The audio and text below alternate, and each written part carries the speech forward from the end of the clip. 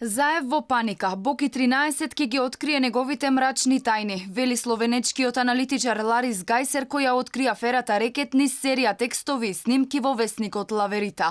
Пресудата за Јовановски и Катица Јанева се надева дека е само почеток на случајот. Во интервју за Српски ало вели дека јасно докажалот и врвот на криминалната пирамида бил политички, како и дека политичкиот врв тесно соработувал со дел од правосудниот систем. Дури јавното обвинителство го воделе истите лица за кои открив дека се поврзани со огромниот мафијашки октопот развиен во време на владењето на Зоран Заев. Сепак не можеме да очекуваме дека виновниците сами себе ќе се осудат. Гајсер смета дека сликата во Македонија ќе се промени по изборите, особено ако Трамп освои втор мандат. Според него, доколку земјава има чист правосуден систем, осудените во случајот Рекет ќе пронајдат храброст да ја кажат целата вистина.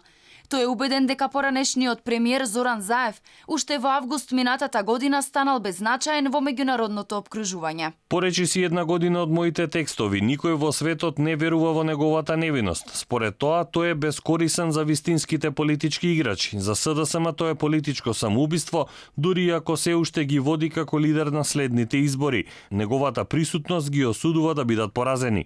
Јовановски и Јанева судот ги прогласи за виновни во случајот Рекет. Јовановски доби казна затвор од 9 години за делата, примање награда за противзаконито влијание и за перење пари, а Јанева 7 години за злоупотреба на службената положба и овластување.